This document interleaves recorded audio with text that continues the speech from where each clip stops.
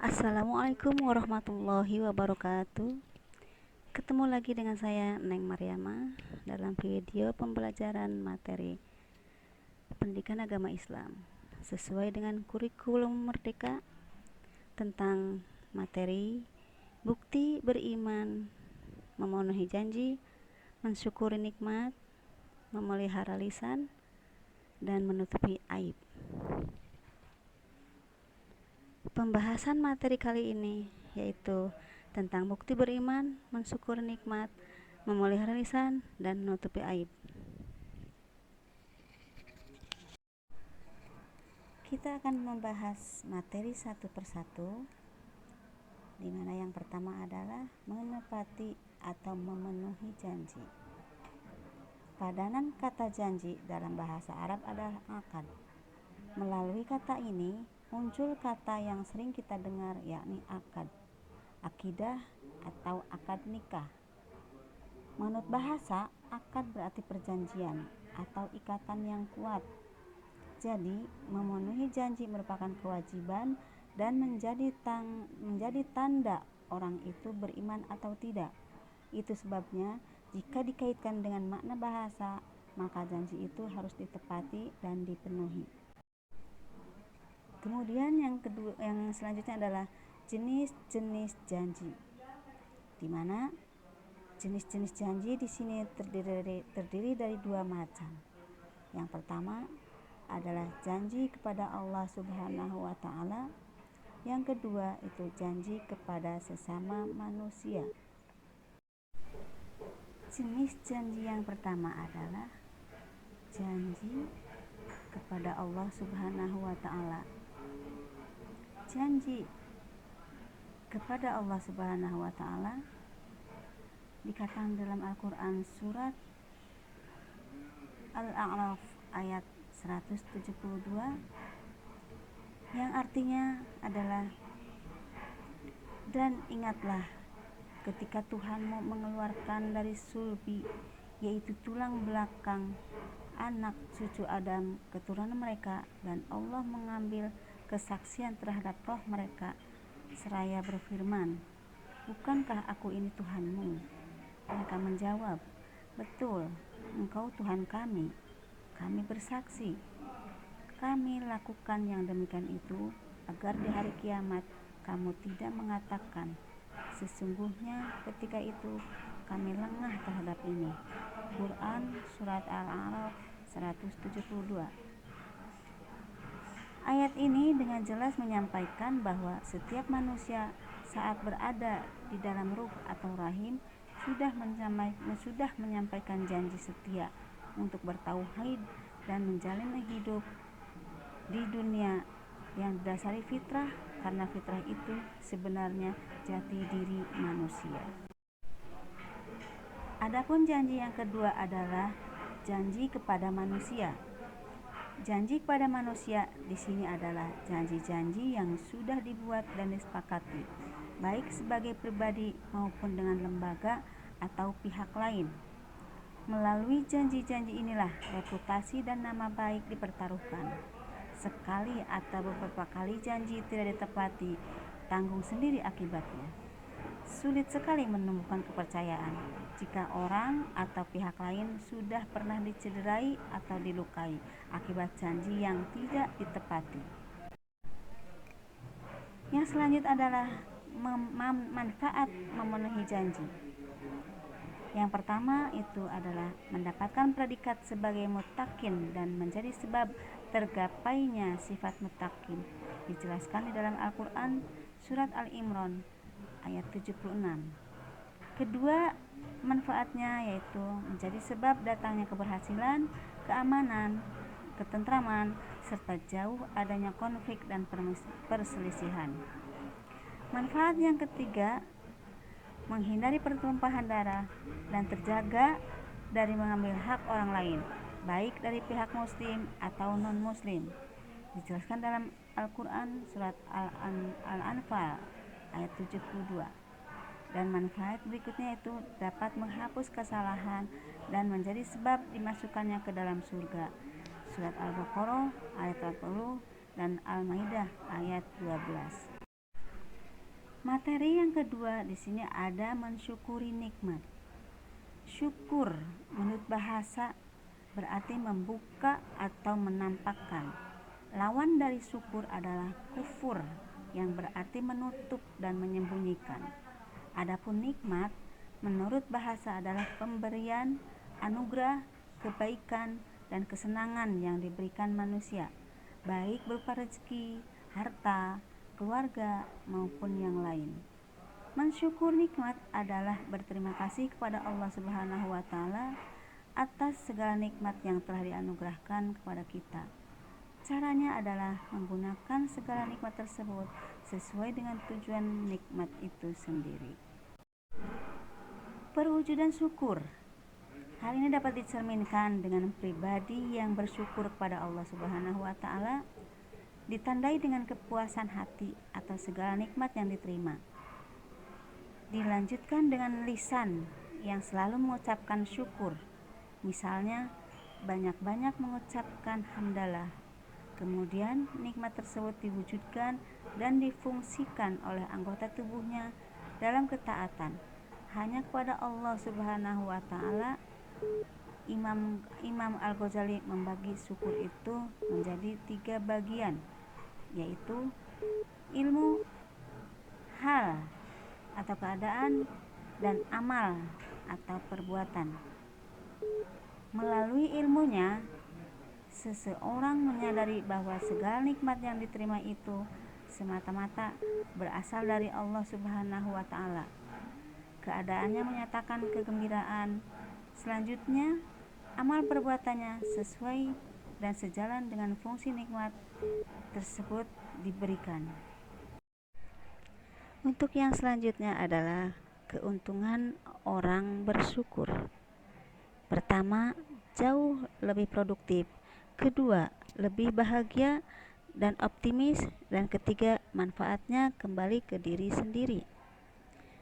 Yang ketiga adalah memelihara lisan, di mana penggunaan lisan yang tidak terjaga menjadikan perang yang menimbulkan korban jiwa, mulai dari hitungan yang kecil sampai mencapai ribuan, bahkan jutaan. Sebaliknya, melalui lisan juga muncul berbagai macam kedamaian, kesejukan, cinta, dan harapan yang tersemai di lubuk jiwa untuk satuan, puluhan, ribuan, jutaan, bahkan miliaran umat manusia.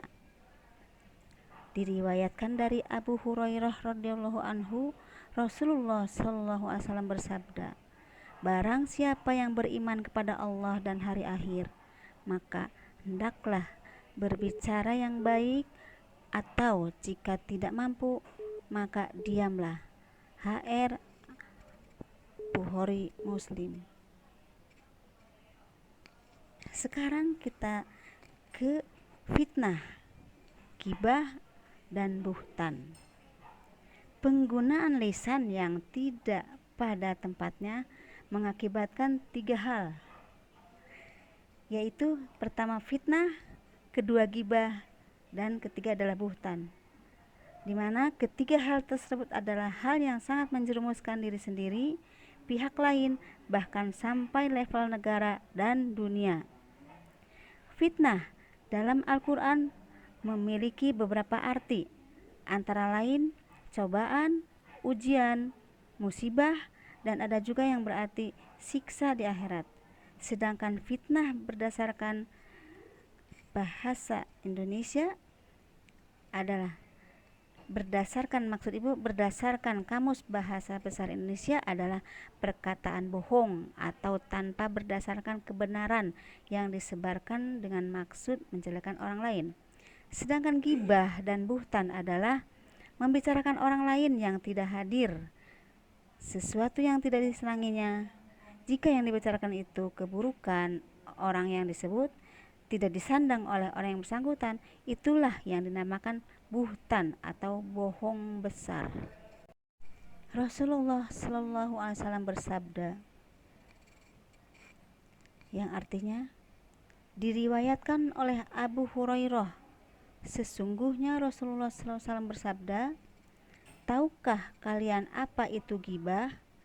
Para sahabat menjawab, Allah dan Rasulnya lebih tahu. Rasul menjawab, kamu menyebut saudaramu sesuatu yang tidak disukainya.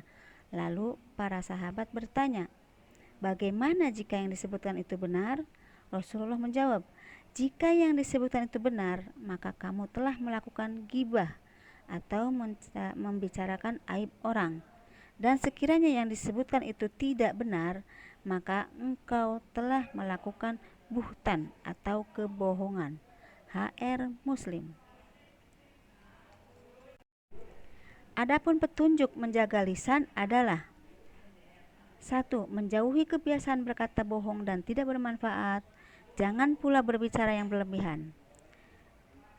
Kemudian jauhi pembicaraan yang batil, kotor, dan jorok. Jangan berbicara dusta atau palsu. Jangan gunakan lisanmu untuk menggunjing. Jangan berkata kasar. Jauhi pula melakukan celaan dan melaknat orang lain. Jangan mengadu domba dan jangan pula mudah marah. Dan yang terakhir itu, jawablah panggilan orang tua dengan sopan dan santun, serta jauhi banyak berbantah-bantahan. Materi yang keempat adalah menutup aib orang lain. Aib adalah cela atau cacat, nista, noda, perilaku hina, atau ada juga bermakna kiasan, yaitu arang di muka. Begitu beratnya keburukan akibat aib yang dibuka, maka siapapun jika mengetahui aib, maka hendaklah menutupi dan menyimpan rapat-rapat aib tersebut. Jangan sampai malah disebar ke khalayak ramai. Tidak ada satupun manusia yang ingin aibnya dibuka. Aib adalah keburukan yang bersifat rahasia. Disebabkan sifatnya yang rahasia, biasanya hanya diketahui oleh yang bersangkutan atau beberapa orang manusia. Untuk selanjutnya yaitu adalah macam-macam aib. Yang pertama ada yang namanya aib zahir atau aib zahir, yaitu aib yang nampak dan dapat diketahui secara lahir. Jika diperhatikan betul, misalnya cacat pada barang-barang perdagangan. Yang kedua adalah aib tersembunyi, yaitu aib yang tidak nampak karena disembunyikan, tidak terlihat meski sudah diperlihatkan betul-betul. Untuk selanjutnya itu aib dan medsos. Di antara penyalahgunaan teknologi adalah orang begitu mudah membuka aib orang lain. Saat ini orang begitu mudah tumbang nama baik dan martabatnya dari penyalahgunaan media sosial, baik dari WhatsApp, Twitter, Instagram, maupun Facebook, Telegram, bahkan blog. Aib itu harus ditutupi. Jangan mudah menggerakkan jari yang dikaitkan dengan medsos.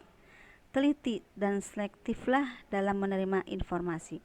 Jika itu benar, share. Sebaliknya, jika tidak benar, maka jangan di-share.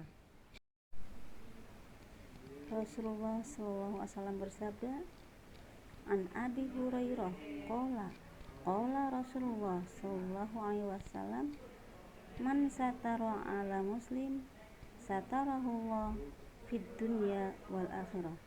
Rawahul Muslim. Artinya, dari Abu Hurairah berkata, Rasulullah SAW bersabda, barang siapa menutupi aib saudaranya di dunia, maka Allah akan menutupi aibnya di dunia dan di akhirat. Itulah materi bab 2 kelas 11 sesuai dengan kurikulum Merdeka tentang memenuhi janji, mensyukuri nikmat, memelihara lisan, dan menutup aib. Cukup sekian pembelajaran hari ini. Terima kasih, semoga bermanfaat. Wassalamualaikum warahmatullahi wabarakatuh.